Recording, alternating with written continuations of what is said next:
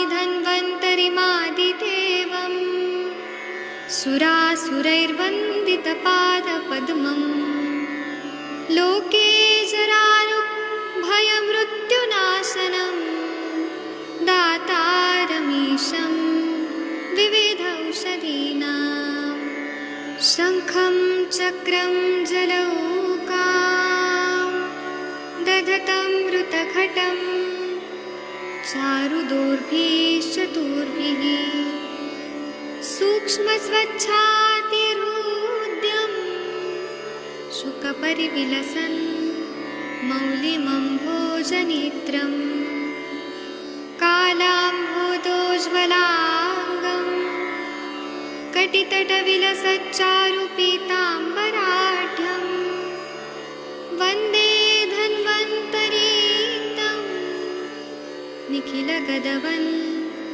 प्रौढदावाग्निलीलं प्रौढदावाग्निलीलं प्रौढदावाग्निलीलम्।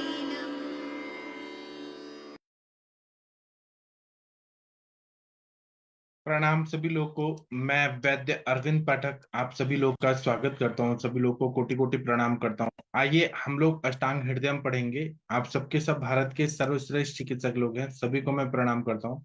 यहाँ पर त्रिफला रसायन का जो श्लोक है यह पढ़ना है। आदरणीय डॉक्टर राम जी, आप कृपया पढ़ेंगे सर। जी सर, प्रणाम सर। प्रणाम सर, प्लीज पढ़िए 42 नंबर का श्लोक। मधुकेन तव क्षीर्या पिपल्या सिंधु जन्मतना मधुकेन तव क्षीर्या पिप्ल्या सिंधु जन्मना पृथ गिलोहे सुवर्णेन पचया मधु सर्पिषा पृथग लोहे वर्णेन वचया मधुसर्पिषा स्थित्या वा समायुक्ता रसायनम् सिद्ध्या वा समायुक्ता रसायनम् त्रिफला सर्वरोगर्हि मेधायुः स्मृति विदुद्धा त्रिफला सर्वरोगघ्नि मेधायुः स्मृति बुद्धिदा। बहुत अच्छा पढ़ा सर आपने, थैंक यू। अब ये वाला हिंदी वाला पढ़ दीजिए।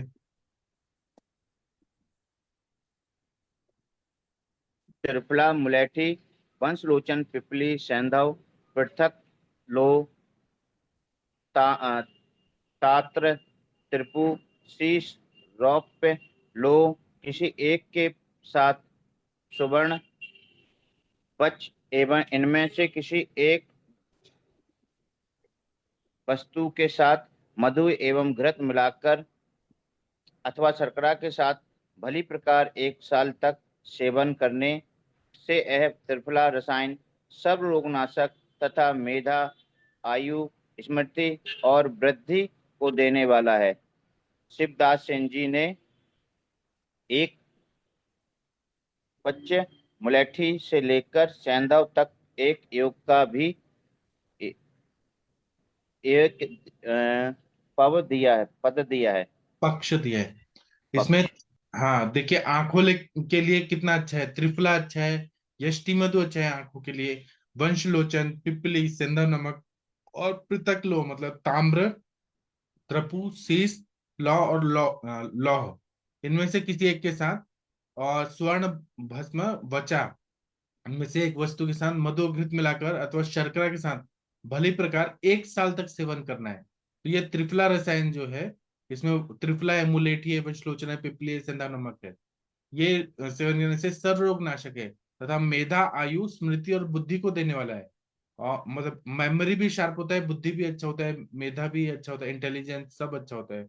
और शिवदास सेन जी ने एक पक्ष मतलब 15 दिन तक सेवन करने के लिए बोला है, या मुलेठी से सिंधव तक जितने भी हैं इनमें से एक योग को भी एक पक्ष मतलब 15 डेज तक लेने के लिए, 2 वीक्स तक लेने के लिए बोला है, तो उससे आंखें बहुत अच्छी हो जाती है। ये त्रिफला रसायन का टीका पढ़ दीजिए। मधुकेन समातुल्य युक्ता त्रिफला तथा समय सर्वे युक्ता उपयुक्ता रसायन सर्वरोगृह मेधादिदा च स्यात् तब क्षीरादीना प्रत्येक त्रिफलांगे वेन रसायनानि निरूप्याणि सिंधु जन्मना सैन बवेन लोहा रूप्य ताम्र शीश त्रिपु अयत्रि पश्च ते सुवर्णेन च पृथक युक्ता बरा रसायन मिति योज्यम मधु सर्पी से त्वक वचन निर्देशाद त्वाम्भ्यामपि युगपद्दो एव रसायन वेदम।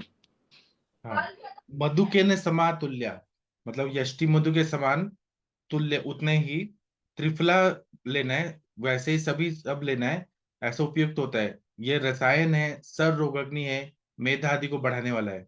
तवश्चर्या आदि जो है प्रत्येक त्रिफला के साथ में ये जब प्रयोग करते हैं तो ये रसायन जो है ये बताया गया है। सिंधु जन्मना मतलब सिंधु देश में उत्पन्न होने वाला सैंधव नमक। लोहा मतलब रुपये है, चांदी भस्म है, ताम्र भस्म है, शीश भस्म है, त्रपु है, ये सारे प्रयोग करना है 5। और वैसे ही स्वर्ण या अलग अलग पृथक युक्ता अलग अलग भी रसायन के रूप में प्रयोग करना है। मधु सर्प ये 3 वर्षनाद, मतलब मधु और सर्पी जो है ये वचन जो बोल रहे हैं दोनों को हम लोग एक साथ यूज कर सकते हैं, लेकिन विषम मात्रा में एक पर। तो ये एक रसायन बता दिया, त्रिफला रसायन। चलिए डॉक्टर महाजन सर जी, आप कृपया ये 44 नंबर का श्लोक पढ़ सकते हैं प्लीज सर। हाँ जी, प्रणाम, सभी को प्रणाम। पढ़ देता हूँ। मुंडूक पर्णया सवरसम यथा अग्नि क्षीरेण यष्टि मधुकस्य चूर्णम। बोलिए। मंडूक मंडूक पर्ण्याश्वरसं यथाग्नि पर्ण्यासुरसम क्षीरेण यथाग्रे यष्टि क्षीरेण मधुकस्यं यष्टि चूर्णम् मधुकस्य चूर्णम। रसम गुरुच्याः सह मूलपुष्पयः कलकं पुञ्जीत च शङ्खपुष्पयः। रसं रसं गुरुच्या गुरुच्या सह सह मूल मूलपुष्प्या पुष्पयाः कल्कं कल्कं प्रयुज्येत प्रज्येत च च शंख शङ्खपुष्पया। पुष्पयाः। एक मिनट रुकिए, इसमें और है क्या वो देखते हैं। हाँ जी, हाँ ये भी है 45 नंबर का। हाँ जी। आयुष प्रदन न्याम पद्मय नाशनी बलग्नि वर्णस वर्धनानि। आयुष प्रदान्य आयुष्प्रदान्यामयनाशनानि नाशनानि बलक्रि बलाग्निवर्णस्वरवर्धनानि वर्णसोरस वर्धनानि। मेद्यानि च तानि रसायनानि मेध्या विशेषेण तु शंखपुष्पी। मेध्यानि मेध्यानि चैतानि चैत्यानि रसायनानि रसायनानि मेध्याविशेषेण तु विद्याविशेषण शङ्खपुष्पे। तु शंखपुष्पी। चलिए इसका हम हिंदी वाला पढ़ते हैं। हाँ जी, मेधा वृद्धि कर रसायन, हाँ ये पढ़ दीजिए। 4 योग अग्नि के अनुसार मंडूक पर्णी का सबरस पिए, मुलट्ठी के चूर्ण को दूध से पिए, गिलोय का रस पिए, मूल और पुष्प के साथ शंख पुष्पी को बरतें। ये चारों रसायन आयु को देने वाले, रोगनाशक, बल, अग्नि, वर्ण, स्वर और स्वर को बढ़ाने वाले तथा मेद्य हैं। इनमें भी शंख पुष्पी विशेष करके मेद्य है। हाँ मतलब ये बता रहे हैं कि अग्नि के हिसाब से देखें तो मंडूक पर्णी का स्वरस पीना है, मुलेठी के चूर्ण को दूध के साथ पीना है, गिलोय का रस पीना है। मतलब 4 चीज हो गया, मंडूक पर्णी हो गया, मुलेठी हो गया, और वो भी मंडूक पर्णी स्वरस के रूप में, मुलेठी चूर्ण के रूप में, गिलोय का रस पीना है स्वरस, और मूल और पुष्प के साथ शंख पुष्पी, पुष्प भी लेना है और मूल भी लेना है। ये चारों रसायन आयु को देने वाले हैं, रोग नाशक है, बल, अग्नि, वर्ण और स्वर को बढ़ाने वाले, और मेद्य है। इनमें भी शंख पुष्पी जो है विशेष रूप से मेद्य बताया है। इसका टीका पढ़ दीजिए। हाँ जी, मंडूक पर्णी स्वरस पुंजीत अग्नि बल अपेक्षा दुग्धेन मधु यष्टि चूर्ण पुंजीत तथा गुरुच्या रस पुंजीत तथा सह मूल पुष्प्या वर्तते स मूल पुष्पी तस्य शंख पुष्प्याश्च। कल्कपुरुंजी इति एतानि रसायना यश प्रदानी रोग घनानि बलादि वर्धानि मेध्या हतानि च अतिशयन शंखपुष्पी मेध्या उपजाति वृते। हाँ, मतलब मंडूक पर्णी का स्वरस का प्रयोग करना है अग्नि बल के अपेक्षा के हिसाब से। दुग्ध के साथ मधु यष्टि का चूर्ण का प्रयोग करना है। उसी तरह से गुडुचि के रस का प्रयोग करना है। इसी तरह से फूल और मूल और पुष्प को जो है सहमूली मतलब शंख पुष्पी का प्रयोग करना है। शंख पुष्पी का कल्क का भी प्रयोग कर सकते हैं। इस तरह से रसायन जो है, ये चारों तरह के रसायन है, ये आयु को प्रदान करते हैं, रोगों को दूर करते हैं, बल आदि को बढ़ाते हैं, मेधा के लिए हितकारी होते हैं, और सबसे ज्यादा शंख पुष्पी मेद्य है। ये श्लोक जो बोला है उसमें उपजाति वृत्त का प्रयोग किया गया है।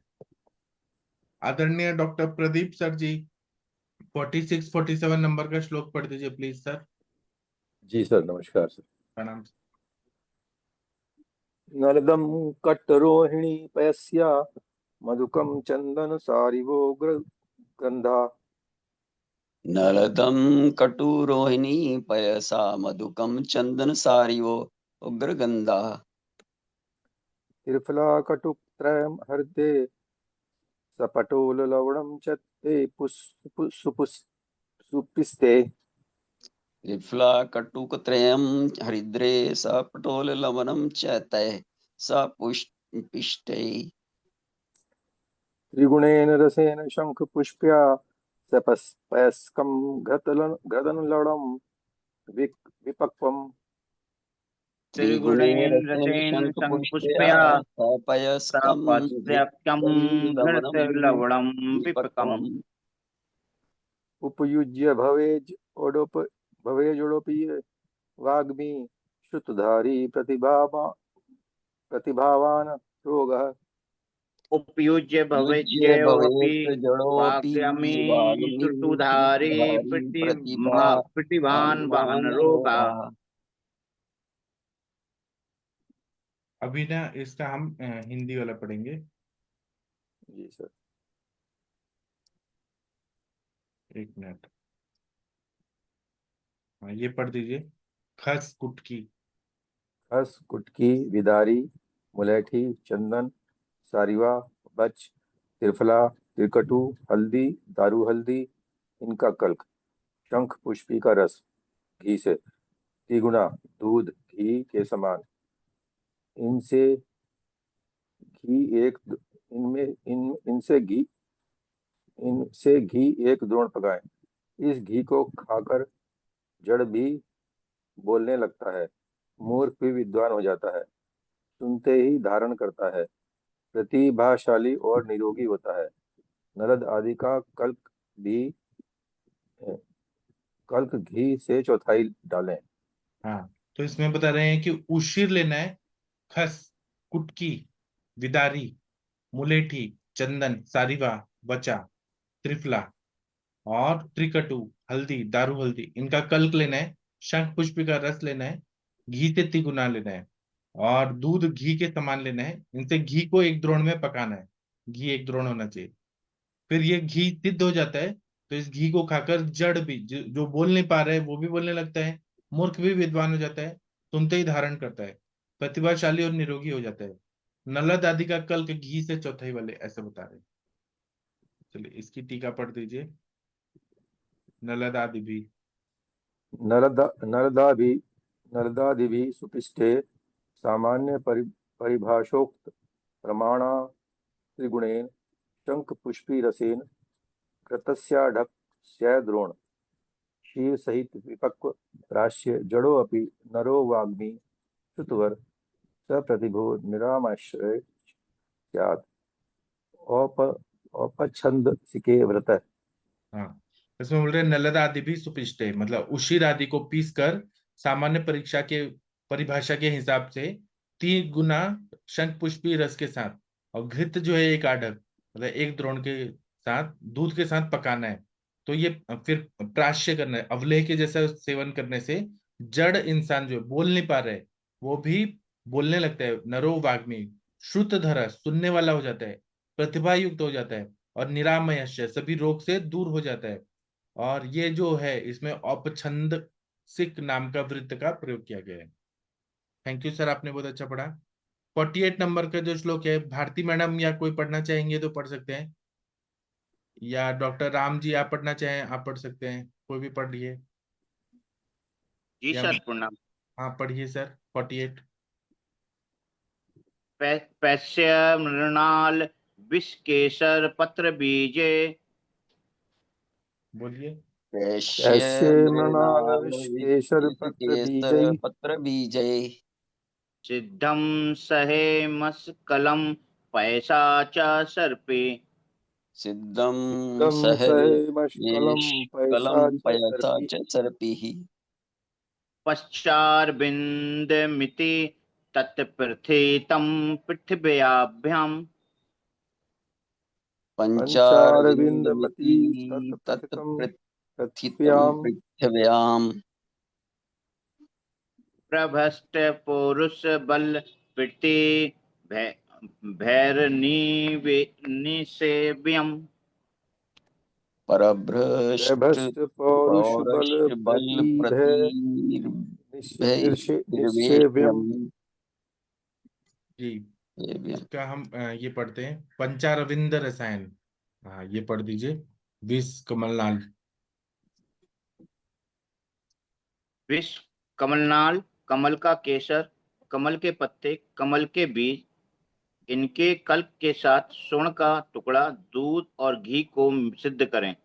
सिद्ध हुआ वह पंचार बिंदु नामक घृत पृथ्वी पर विख्यात है, जिनका पौरुष बल और प्रतिभा नष्ट हो गया है, उनको यह सेवन करना चाहिए।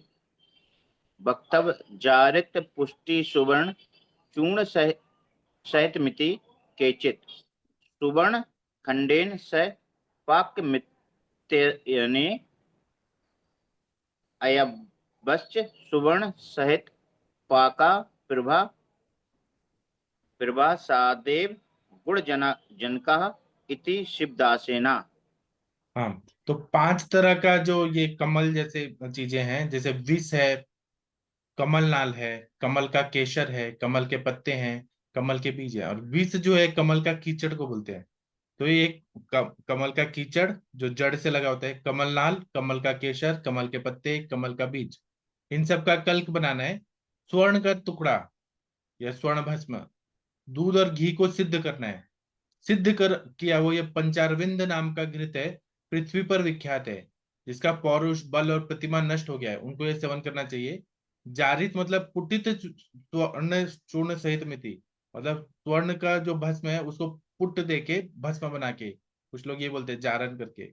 स्वर्ण वर्ण खंडेन सा पाक मित्यन्य, कुछ लोग बोल रहे हैं कि स्वर्ण के टुकड़े के साथ भी पका सकते हैं, बाद में पकने के बाद स्वर्ण अलग करके वो अलग रखते हैं।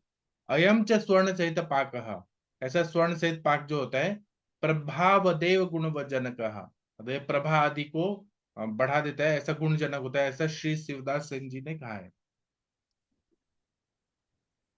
ये पढ़ दीजिए 48 का टीका।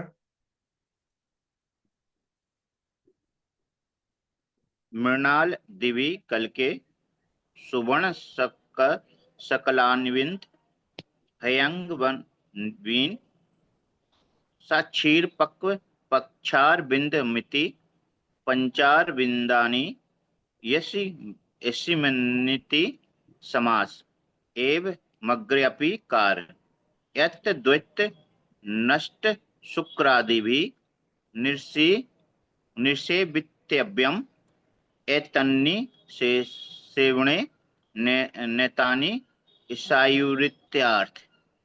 मृणाल आदि का कल्क लेना है। मृणाल, विष और कमलनाल, कमल केसर, ये सब जो ले लिया, इसका कल्क लेना है, और स्वर्ण के साथ में दूध में डालकर वो पकाना है। ये पंचारविंद नाम का, और पंचारविंद के साथ ये जो समास लगा है, पंचारविंद मिति पंचारविंदानी, इसमें समास लगा है, ये सब कार्य करता है। जिसका शुक्र क्षीण हो गया है, वो ज्यादा नष्ट हो गया है, इन सब के लिए बहुत प्रयोग होता है। आजकल हमारे पास पेशेंट आते हैं कि जिनका शुक्राणु का हेड टेपरिंग है, 2 हेड है, फिर उनके पैर हैं, और टेल जो है वो खराब है, बॉडी खराब है, उन सब के लिए भी इसका प्रयोग कर सकते हैं, और इन सब का प्रयोग करें तो ये बहुत ज्यादा फायदा करता है। चलिए 49 नंबर का जो श्लोक है, आप लोगों में से कौन पढ़ना चाहेगा? डॉक्टर वीना मैडम, आप पढ़ना चाहेंगी प्लीज? मैं पढ़ूं? 9 जी। जी सर, पढ़। यन्नाल कंददल केसरवद्विपक्वम् बोलिए। यन्नालकन्द्रदलकेशरवद्विपक्वम् नीलोत्पलस्य तदपि प्रथितं द्वितीयम् नीलोत्पलस्य तदपि प्रथितं द्वितीयम् सर्पिश्चतुष्कुवलयं सहिरण्यपत्रम् चतुष्कुवलयं सहिरण्यपत्रम् मेध्यं गवामपि भवेत् किमु मानुषाणाम् मेध्यं गवामपि भवेत् किमु मानुषाणाम्। इसका ये हिंदी। हाँ, अन्य प्रयोग पढ़िए। अन्य प्रयोग। हाँ, पढ़िए। कमल के नाल। कमल के नाल, कंद, पत्ता और केसर एवं स्वर्ण के पत्तों के साथ जो घी सिद्ध किया जाता है उसको चतुष्कुवलय कहते हैं। यह घृत गाय आदि पशुओं के लिए भी मेध्य है। फिर मनुष्यों के लिए क्या कहना, इसके लिए तो मेध्य है ही। हाँ, कमल का नाल, कमल का कंद, कमल का पत्ता, कमल का केसर, ये स्वर्ण के पत्तों के साथ जो घी सिद्ध किया जाता है, तो उसको चतुष्कुवलय कहते हैं। यह घृत गाय आदि पशुओं के लिए भी मिलते हैं, मतलब गाय को भी दे दिया जाए तो वो भी ब्रेन उसका अच्छा हो जाएगा, मेमोरी, बुद्धि, धृति सब अच्छा होगा। तो गाय को दे रहे हैं आदि पशुओं को, उनके लिए मेद्य है, तो मनुष्यों के लिए क्या कहना, उनके लिए तो मेद्य है ही, ऐसा ही इन्होंने बताया। हाँ, ये पढ़ दीजिए। यधृत नीलोत्पलस। यधृत यधृत नीलोत्पलस्य नालादिमत कांचन शकलान्वित सक्षीरं विपक्व तदपि चतुष्कुवलय प्रसिद्धम्। गवामपि जडानाम् अपि एतन्मेध्यं किं पुनः मानुषाणां धानाम् इति शयन्नेत इत्यर्थ। वसंत तिलके वृत्ते। हाँ, यदृत नीलोत्पलस्य, जो नीला जो कमल है, नाल आदि के साथ लेके, कांचन मतलब स्वर्ण की जो शलाका या कोई भी टुकड़ा लेके, या उस स्वर्ण भस्म लेके दूध के साथ पका के उसको प्रयोग करते हैं, तो यह चतुष्कुवलय नाम का प्रसिद्ध है, 4 चीजों से बना हुआ। तो ये गाय को भी, जो जड़ गाय है या अन्य पशु हैं, उनके लिए भी फायदा करता है, तो ये मेद्य बताया। तो फिर किम पुनर्मनुषाणाम, जब अन्य पशुओं के लिए उपयोगी है, उनको मेद्य बना देता है, तो मतलब मेधावान बना देता है, तो मनुष्यों की क्या बात है? तेषाम समानयत अतिशयन अर्थ, मतलब अतिशयोक्ति यहाँ पे बताया गया है कि ये सभी को करता है, और ये वृत्त है, वसंत तिलक नाम का वृत्त से प्रयोग किया गया। चलिए एक श्लोक और कर सकते हैं। डॉक्टर महाजन सर, आप पढ़ेंगे? ब्राह्मी हाँ वचा। जी, हाँ जी, हाँ जी। ब्राह्मी वचा सैंधव शंख पुष्पी। ब्राह्मी वचा सैंधव संधव शंख पुष्पी। पढ़िए 51। हाँ जी। मत्स्याक्ष ब्रह्म सुवर्चन लैंद्रत्य। मत्स्याक्षक ब्रह्म सुवर्च लेंद। मत्स्याक्ष ब्रह्म सुवर्चल लैंध्यम। वैदेहिका च त्रियव्या पृथक स्युः। वैदेहिका च त्रियवा पृथक् पृथक् स्युः। यवो स्वर्णस्य तिलो विश्वस्य। यवो सुवर्णस्य तिलो विश्वस्य विश्वस्य। सर्पिश्च फलमेकत एत। सर्पिश्च सर्पस्य फलमेकत एत। द्योज्येत परिणते च घृताड्यम्। योज्येत योज्येत परिणतेत वर्ष परिणतेत पर्णेत च गृहाढ्यम् गृह्णन्यम् भोजनं समधुवत्सरमेव एवं भोजनं भोजनं समधुवत्सरमेवम् समधुवत्सरमेवम् शील्यत नदिक धीम स्मृति मेधा शीलयन् शीलयन्नधिक अधिपतिर्धीमेधः मेधा स्मृति मेधा अतिक्रांत जरा व्याधि तंद्रः आलस्य श्रम क्लमः अतिक्रांत जरा व्याधि तंद्रालस्य व्याधि श्रमक्लमः तंद्रालस्य श्वस मल्कम जीवित्य दुशतं पूर्ण श्री तेजः कांति दीप्तिमान जीवत्य शब्दशतं शब्दशतं पूर्ण तेजः श्रीतेजः कान्तिदीप्तिमान् श्री कांतिदीप्तिमान तेजस कांति दीप्तिमान विशेषतः कुष्ठकिलास गुलम विशेषतः विशेषता कुष्ठकिलास कुष्ठकिलास गुल्म गुल्म विषज्वरोन्माद घर उदरानी विषज्वरोन्माद विषज्वरोन्माद गरोदराणि गरोदराणि अथर्व मंत्र आदि कृतश्च कृत्याः सर्वमन्त्रादि अथर्वमन्त्रादिकृताः कृताश्च कृत्या शाम्यन्ति येनेन बलाश्च वाता शाम्यन्ति अनेन अतिबलाश्च नानि वातः अति बलाश्च वाता। हाँ, इसका हम हिंदी और संस्कृत वाला टीका है वो कल करेंगे। तो मैं आदरणीय वीणा मैडम से रिक्वेस्ट करूंगा कि आप भगवान का प्रेयर कर दीजिए प्लीज। वीणा मैडम शायद। कर रही हूँ हाँ कर रही हूँ। जी।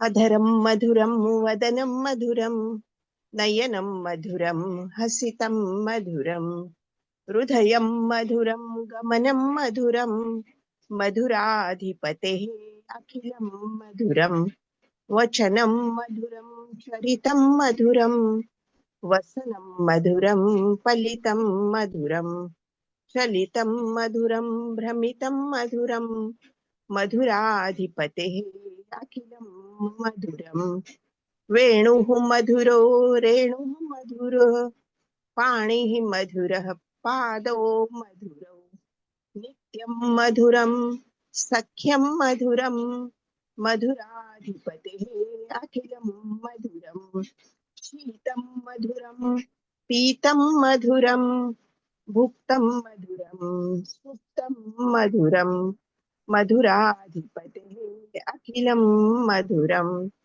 करणं मधुरं तरणं मधुरं हरणं मधुरं रमणं मधुरं वमितं मधुरं शमितं मधुरं मधुराधिपतेः अखिलं मधुरं गूञ्जा मधुरा माला मधुरा यमुना मधुरा वीणी मधुरः सलिलं मधुरं कमलं मधुरं मधुराधिपतेः अखिलं मधुरं गोपी मधुरा लीला मधुरा युक्तं मधुरं मुक्तं मधुरं दृष्टं मधुरं शिष्टं मधुरं मधुराधिपतेः अखिलं मधुरं गोपा मधुरा गावो मधुरा यष्टि मधुरा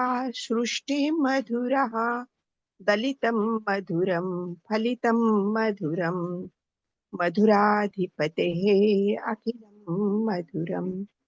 thank you sir. Thank you ma'am. अब हम शाम को 7 बजे मिलेंगे और रात को 9 बजे मिलेंगे। थैंक यू सभी लोगों का। आप लोग का दिन शुभ हो, ऐसी शुभकामनाएं। थैंक यू, प्रणाम सभी लोग।